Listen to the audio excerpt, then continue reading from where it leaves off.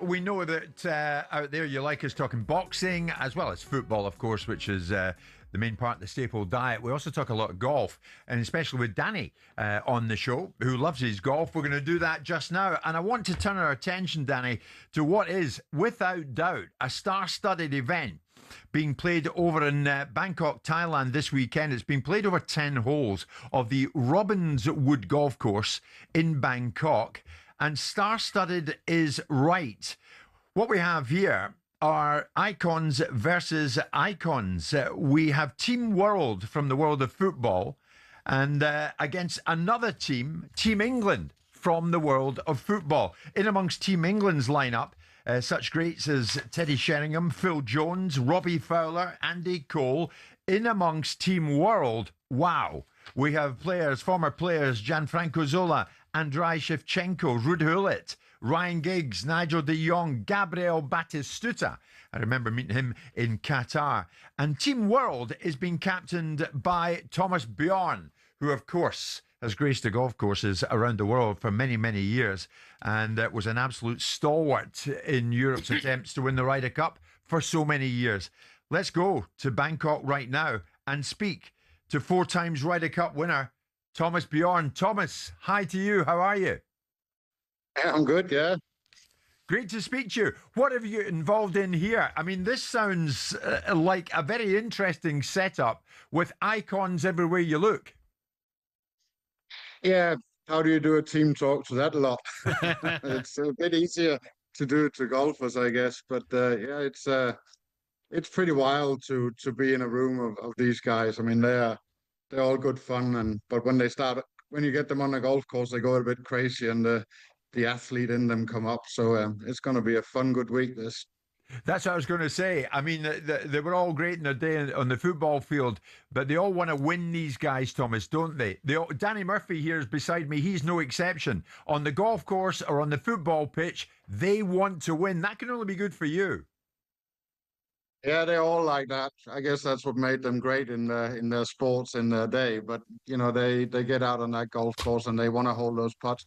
I guess it's kind of the world of it's nice to go out there and beat your friends, and they're all very friendly with each other. They might not have liked each other a lot when they played football, but after their careers are finished, they turn out to be great friends, and they make good friendships on that golf course. But in this event, they'll want to beat the hell out of each other. What do you know about some of the golfers in your team? I mentioned some of the names. They're certainly big names, but how are they at golf? Anyone standing out? Now, Gareth Bale is obviously the standout golfer of that lot. I think he played more golf in his last few years when he was active than he played football. But you know, he is a standout golfer. He's exceptional. But there's a lot of good golfers in there. You can tell that some of them do a bit more golf than others. But yeah, there's a couple of Shevchenko's a great golfer. I played a lot of golf with him in and around London, and he spends a lot of his time on that golf course. So yeah, there's a lot of good golfers out there, but see how they handle the pressure of being in tournament conditions as well. Thomas, you need to keep an eye on Nigel de Jong's putting is unbelievable. I've played with him a few times. He's one of the best putters I've ever seen. But on the English side, you need to check Jermaine Genius's handicap certificate, because I think he's probably off 4 or 5, but I've played with him when he shot 4 and 5 under and he hits it about 320 yards. So just have a check of his certificate, will you? I'll get after him very quickly. Why are you not here, Danny? Good question, Thomas. Why are you not out there? I don't know. Maybe you need to be a bit more of a star, but Bullard's probably the star one in that group, and he hasn't played for England. You have. That's true. Tell him, yeah, get him out, get me in. I mentioned in the introduction to you, Thomas, you are synonymous with what Europe has done in the Ryder Cup. How important a part of your career is that? Yeah, it's you know, I grew up in a generation of players that came out of the European greats of Ballesteros and Faldo and that lot, and Ryder Cups became such a big part of our lives. It became the one thing where we could stand out and really stand up to the Americans in a world that was very different then. And it just becomes part of your blood, really, that's what you want to be. And I've been fortunate that the Ryder Cup as a player, but also being involved behind the scenes as a captain, but also a vice captain, has meant a lot to me. And I got to say, these last two Ryder Cups in Rome and in New York with Luke as a captain has probably been the standout ones. They've been very special with the team we've had. Very proud and honored to have been part of it. And it's it's a huge part of my life. And hopefully I can still go to these Ryder Cups. I'd like to not be so much involved anymore. Maybe watch it a bit more from the sidelines. Thomas, can I ask you about the current situation with the tours? Brooks Koepka's just come back across from LIV. It looks like a couple of the others might be doing the same. Some people are all right and happy about that because of the competitive element, and some are a bit bemused by how they're allowed to come back so easily. What's your thoughts on that? Well, I think that, things change as we go along. And if you asked a couple of years ago, I think the worlds were very divided. And now, there's got to be some adults in the room that eventually got to start looking out for the best for the game of golf. And the best for the game of golf is that the best players play against each other. Yeah, so agreed. Somewhere down the road, you need to get them playing more against each other, with each other. And Brooks coming back, I think, is a huge step in the right direction. Where it goes from here and how long it will take before everybody kind of can watch the best golfers play each other all the time is, they're not close at the moment to get everything sorted out, but they will eventually, because eventually the game has to rise above it and be the most important thing. And on the PGA Tour now, you've got Scheffler winning his first event he's played this year. Obviously, that's what he does. How are the rest going to catch him up? Because it's becoming a bit Tiger-esque, isn't it? The way what he's doing and the level he's setting. Yeah, and that's what it is, and I think when Tiger came around, I mean, I came on tour exactly the same time as him, and when you watched him play and you were so much in close to what he was doing, I don't think it was until people started accepting that he was probably better than everybody else, and you just needed to be there when he wasn't on his A plus. And I think that's what's there for these guys today, except that Scottie Scheffler is as good, that he is better than everybody else, and then take up that challenge and be there.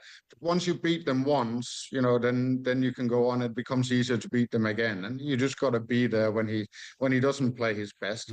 He's throwing some exceptional numbers at it at the moment, which is right there up there with the way Tiger played. So, you can only accept as well when somebody's that good and accept that they do such a good job and then just try and do your best to match it when you get the opportunity.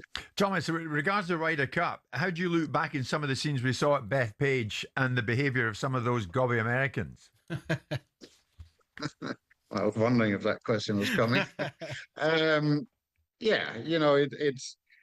wasn't the best for the game of golf, and I think golf is probably where it differentiates itself from a lot of other sports, is that we don't see that normally in our sport, but when you go into a football stadium, you see it all the time. So we just don't live in that world, and that got brought to our game. And I think for the players and for golf fans, it was a bit of a shock to the system that was in our game. From our perspective, Luke had a very strong game plan with that, and he prepared the players extremely well.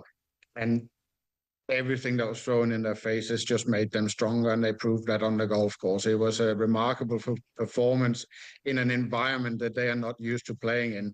But I don't think that we'd want to go with our game. We don't want to go down that route. I understand that sports can be like that. For sports fans, it can be like that, but I don't think personally that fits our game very well, and we don't really want to see that in our game. So hopefully this was a one-off. Thomas, you back Luke Donald for another stint at captaincy for the third time in 2027. Yeah, absolutely. I think, but I look at it this way, and I go, this group of guys that have played the last two Ryder Cups, we had 11 guys that played both those Ryder Cups, and there's probably going to be another 8, 9, 10 of them being there in Ireland as well. And so I see this as Luke's guys, it's Luke's team. They respond extremely well to him. For Luke personally, I think he's 48. It'll take him into being 50 and playing Champions Tour golf as well. And it just fits his life as well perfectly. So I think it's a match made in heaven, and I hope that he will take it. He's been I mean, he's just been remarkable. He really has been remarkable as a captain. He's been very great to me and great to work with, and I hope he does it again. Thomas, good luck this weekend. Non-playing captain of Team World, as we mentioned, with some decent names in there: Gareth Bale, Shevchenko, Hewlett, Giggs. What's the last thing you're going to say to your boys as they leave the locker room for the first tee, Thomas? Well, they got to find those moments of their personal football careers where they were at their best and try and bring it onto this golf course. It's they're athletes that they're performing at the highest level, and we've got to find a way of getting that out of them one more time. Excellent. Sounds good to us. Thomas Bjorn, thanks so much for your time. It sounds like a great tournament, Danny, doesn't it? Good competition. Yeah, I mean, it'll be competitive. There's a lot of lads I've played with there.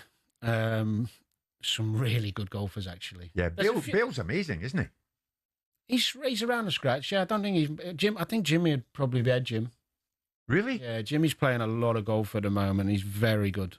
Right. But those two are probably the standouts, yeah. But you got some real... I mean, Jermaine Genius hits the ball like a PGA Tour pro in terms of distance. Wow. Unbelievable. Right. Okay. And Nigel de Jong's a very, very good short game player. There's so many good players. And apparently Dwight York's very good as well. All right. But no invitation for Danny Murphy, who's here with us this morning. I wouldn't miss this show for that, Jim. Exactly. Said no to Bangkok, Thailand, and yes to us. What gives?